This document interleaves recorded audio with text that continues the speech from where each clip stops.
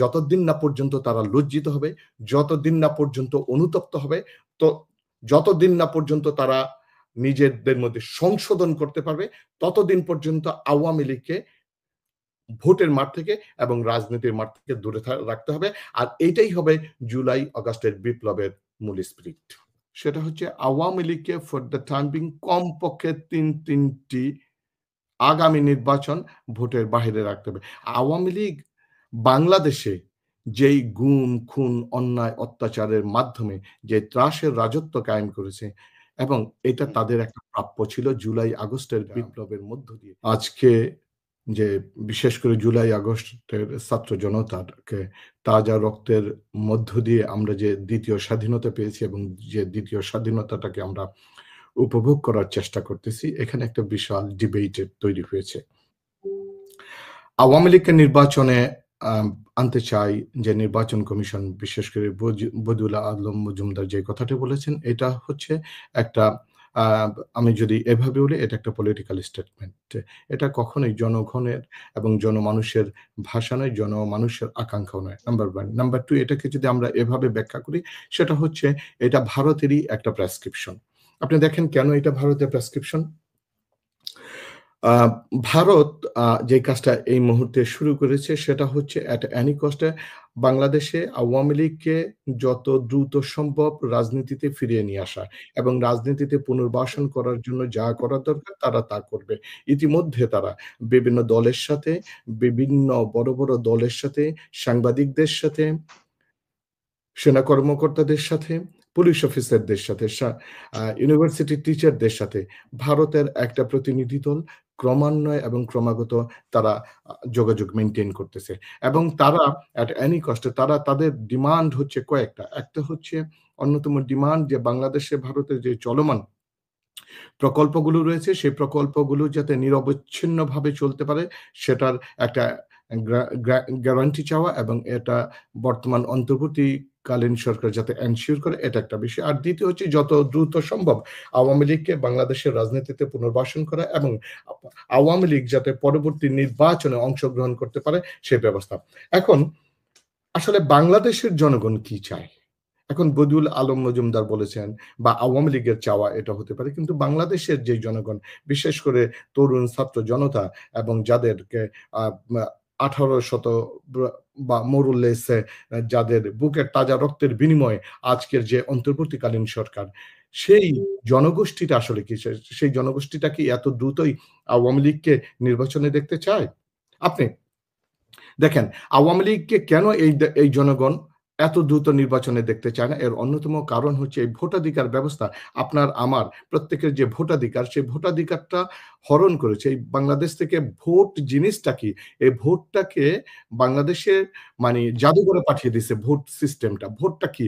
এটা এখন জাদুঘরে গিয়ে খুঁজতে হবে যে ১৯৯১ সাল, ৯৬ সাল এবং ২০০১ সালের ভোটকে বোঝার জন্য। এটা জাদুঘরে যেতে হবে। দেখেন ২০১৪ সালে সুজাতা সিংয়ের বাংলাদেশ সফরের মধ্য দিয়ে বাংলাদেশ থেকে নির্বাচন পদ্ধতি, জাতীয় সংসদের নির্বাচন পদ্ধতি নির্বাসনে চলে যায়। সুজাতা সিং এসে তৎকালীন যে জেনারেল এরশাদ সাহেবকে জোর করে ইচ্ছায় হোক বা তার অনিচ্ছায় হোক তাকে নির্বাচনে নিয়ে আসলেন এবং সেই নির্বাচনে ন্যক্কারজনকভাবে ১৫৪ জন এমপি বিনা ভোটে নির্বাচিত হয়েছিল। ইট মিনস যে ২০১৪ সালে যে সরকারটা হয়েছিল সেই সরকারটা হয়েছিল বিনা ভোটের সরকার।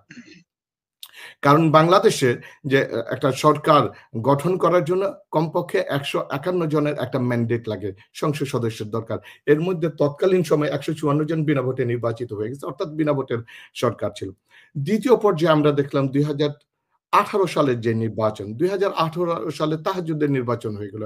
সকালে মানুষ ভোট দেওয়ার আগে তারা দেখলো যে ভোট হয়ে গেছে, রাতে ভোট শেষ। ২০২৪ দেখলাম আমরা কি দেখলাম? ডামি নির্বাচন। নির্বাচনের নামে তামাশা। নির্বাচনের নামে যেন একটা ফান। বাংলাদেশের নির্বাচন নিয়ে একটা ফান শুরু হয়েছে, একটা তামাশা শুরু হয়েছে। আপনি দেখেন ২০১৪ সালে যেই যুবকটার বয়স ১৮ বৎসর ছিল, সে তো এখনো পর্যন্ত ভোট দিতে পারে নাই।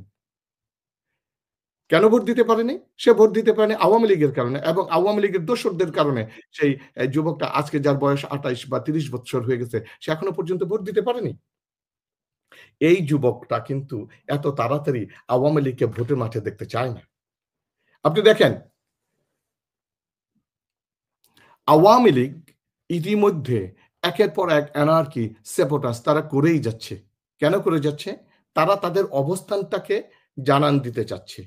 তারা তাদের অবস্থানটাকে মজবুত করতে চাচ্ছে। তাদেরকে তারা বুঝাতে চায় যে, আমরা still we are in Bangladesh. আমরা রাজনীতিতে আছি, রাজনীতির ময়দানে আছি। আসলে কি বাস্তবে তাই? আপনি যদি দেখেন একটা শক্তিশালী যদি নির্বাচন কমিশন থাকে এবং নির্বাচন কমিশন যদি জনগণের ভাষাটা বুঝে, আমি আবার বলতেছি, I repeat it, যে নির্বাচন কমিশন যদি জনগণের ভাষা বুঝে এবং ছাত্র জনতার ভাষা বুঝে, তাহলে সে একটা অনলাইন অফলাইন পোল করে দেখতে পারে। একটা অনলাইন অফলাইন পোল করে দেখতে পারে এই মুহূর্তে ছাত্র জনতা, দেশের জনগণ কি চায়? তারা কি আওয়ামী লীগকে নির্বাচনের মাঠে দেখতে চায়? না দেখতে চায় না। আমি আপনার উপরে, আপনার মাধ্যমে ও নির্বাচন কমিশনের উপরে এবং উপদেষ্টা কমিশনের আ উপদেষ্টাগণের দৃষ্টি আকর্ষণ করছি। আপনারা একটা পোল করে দেখতে পারেন। জনগণের ভাষাগুলো দেখেন। জনগণ আগে কি চায়? আগে সংস্কার চায় না নির্বাচন চায়? আপনি দেখেন কতিপয় সংস্কার এর মাধ্যমেই নির্বাচন, যেটা আমরা পরবর্তী সেগমেন্টে আলোচনা করব।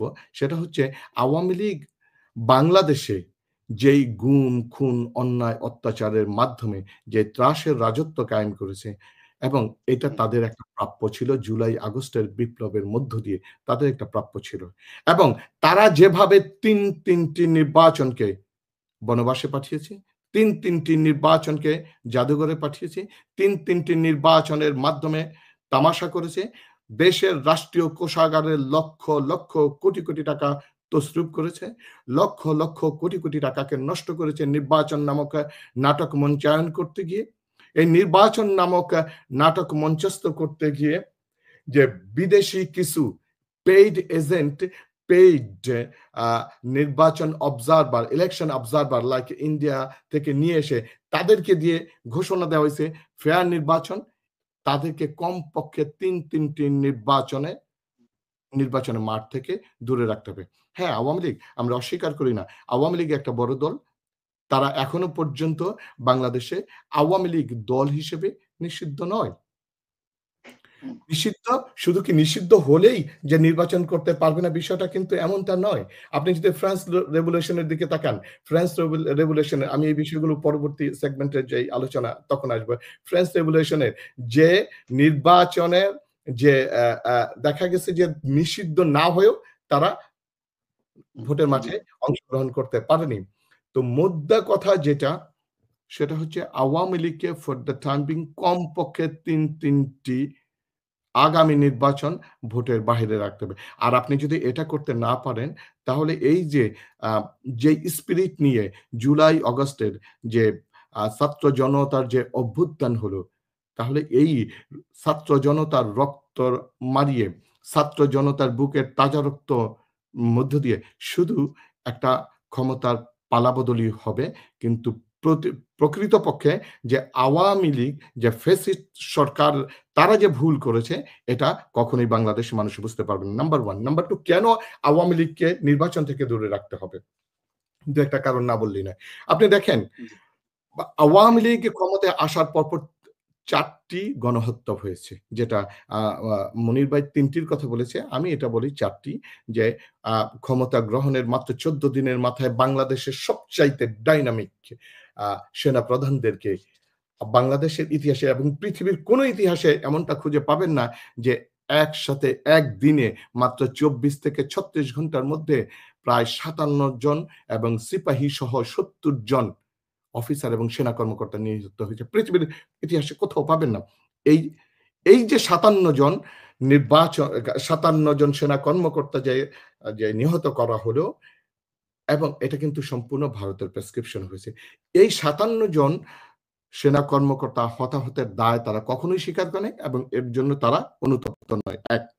দ্বিতীয় হচ্ছে বাংলাদেশ থেকে তারা যে নির্বাচন ব্যবস্থাকে জাদুঘরে পাঠিয়েছে, এর জন্য তারা কখনো অনুতপ্ত নয়। বাংলাদেশ থেকে যে গুম, খুন, জুলুম, নির্যাতন, হত্যা, রাহাজানি, আয়নাঘর প্রতিষ্ঠা করেছে, এর জন্য তারা কখনো অনুতপ্ত নয়।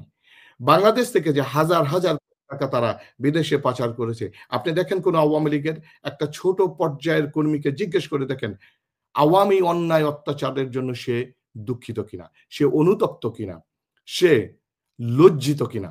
আপনি দেখবেন সকলে চিল্লায় গলা ফাটায় বলবে যে আওয়ামী লীগ হাসিনা যা করেছে সব ভালো করেছে। বাংলাদেশে যে দুর্নীতির যে মহোৎসব হয়েছে এর জন্য তারা কখনো লজ্জিত না। বাংলাদেশে মানবাধিকার যে লুণ্ঠিত হয়েছে, মানুষের যে কণ্ঠরোধ করা হয়েছে, একটা ভীতিকর যে সমাজে প্রতিষ্ঠা করা হয়েছে, একটা যে গোটা বাংলাদেশকে যে ত্রাসের রাজ্য কায়েম করেছে, গোটা বাংলাদেশ জনাব ওয়াহিদ দ্বিতীয় পর্যায়ে আসবে, একটু সংক্ষিপ্ত করতে হবে। জেলখানায় পরিণত করা হয়েছে, এর জন্য তারা কখনো লজ্জিত নয়। বাংলাদেশ থেকে যে মানুষকে হেফাজত হত্যা, সাঈদী সাহেবের রায়কে কেন্দ্র করে এক রাত্রে একদিনে ১৫০ জনের হত্যা এবং জুলাই আগস্টের বিপ্লবের মধ্য দিয়ে যে ১৭০০ লোকের যে প্রাণহানি, তার বুকের তাজা রক্ত ঝরে গেল একদিনের মধ্যে, এর জন্য তারা কখনো লজ্জিত না। যতদিন না পর্যন্ত তারা লজ্জিত হবে, যতদিন না পর্যন্ত অনুতপ্ত হবে, তো যতদিন না পর্যন্ত তারা নিজেদের মধ্যে সংশোধন করতে পারবে, ততদিন পর্যন্ত আওয়ামী লীগকে ভোটের মাঠ থেকে এবং রাজনীতির মাঠ থেকে দূরে রাখতে হবে। আর এইটাই হবে জুলাই আগস্টের বিপ্লবের মূল স্পিরিট।